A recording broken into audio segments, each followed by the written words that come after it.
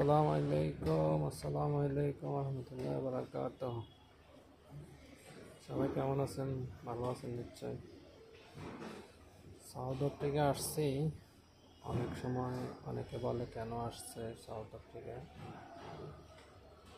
অনেক সময় অনেকে বলে কাগজ হয় না কেন আসছে সাউথ আফ্রিকায়। আসলে আসার কারণ অনেকে দীর্ঘদিন দেশে থাকলে অনেক সময় বোঝা যায় যে দেশে থাকলে তার কতটুকু মূল্যায়ন করা হয় দেশে। আসলে যখন একটা জায়গায় বেশ কিছুদিন থাকা লাগে তখন কিছু লোকের মূল্য চলে যায়, মূল্যায়ন না করা অনেক লোকে। এমনই প্রেক্ষাপটে হয়তো কিছু লোক বেকার ছিল দেশে, কিছু লোক কাজ করছিল। বেকারত্ব জীবন আসলে অনেকের মূল্যহীন, অ্যান্ড কাজ করতে করতে অনেক ঋণ হয়ে যায়। আমি অবশ্য ব্যবসা করছিলাম, একটু ঋণই হয়ে গেছিলাম, তাই হয়তো বিদেশে আসার একটা ইচ্ছা ছিল। আসছিলাম, আসলে আসার সময় অনেক কষ্ট হয়েছে। 2 মাস জেল কাটছি, লাইনে 1 মাস লাগছে। এখনকার ধারণাগত আমাদের বাঙালি দালাল কিছু আছে, দালালেরা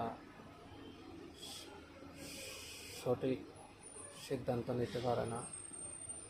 তারা দেশ থেকে আনার সময় এক কথা বলে, আবার ডাইরেক্টের কথা বলে আমি বর্ডার সাইডে ছাড়ি দেয়।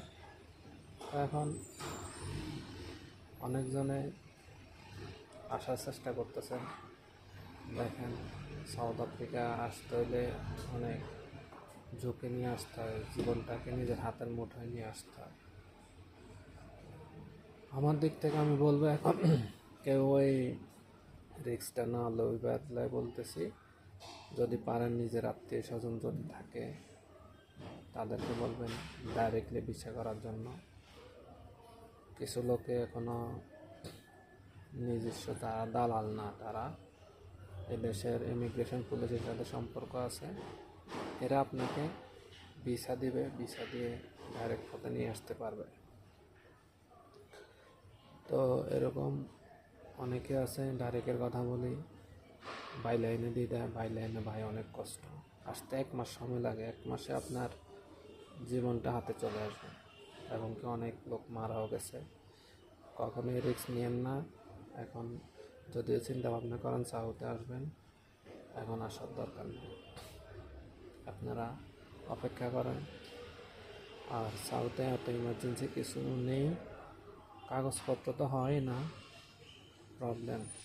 এখন আপনার এই দেশে অনেকে বলে মার্ডার হইতেছে মার্ডার, কিন্তু মার্ডার হইতেছে ভাই টাকা পয়সাওয়ালারা মার্ডার হইতেছে। যাদের কোটি কোটি টাকা হয়ে গেছে তারা এখন এই দেশে লোভে পড়ে গেছে, তারা যাইতে পারতেছে না। এক ব্যবসায়ী আর এক ব্যবসায়ীদের মাইরা দিতেছে লোক ভাড়া করে। তো এরকম হইতেছে।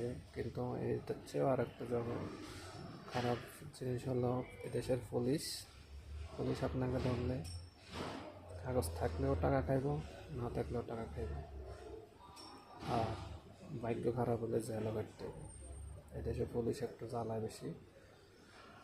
আপনার প্রত্যেকটা রোডে চেকপোস্ট আছে ওদের, এরা চেক করে বেশি। এখন যদি আমাদের ফরেনার বাঙালি কেউ ধরা খায়, পাকিস্তানি, এদের থেকে টাকা বেশি নেয়, 10,000 রান, 20,000 রান এভাবে নেয়। আমার দিক থেকে বলবো, এখন সাউথ আফ্রিকায়ও আসেন না। আসলে যদি পারেন ডাইরেক্ট লাইনে কথা বলে আসবেন। যদি ডাইরেক্ট লাইনে কথা বলি, এয়ারপোর্ট থেকে আপনাদেরকে ভাই লাইনে ছাড়ার কথা বলে, আপনারা ব্যাক করে দেবেন, দেশে ফেরত চলে যাবে। ভাই আমরা অনেক কষ্ট করছি আসার সময়, এই কষ্ট যেন আর কোনো মায়ের ছেলে না করে, এই জন্য ভাই ভিডিওটা দিলাম। এত কষ্ট করে কেউ আসার দরকার নাই। আর সবাই দোয়া করবেন এদেশের সাউথে যারা আছে তাদের জন্য, তারা যেন সুস্থ থাকে। আসসালামু আলাইকুম।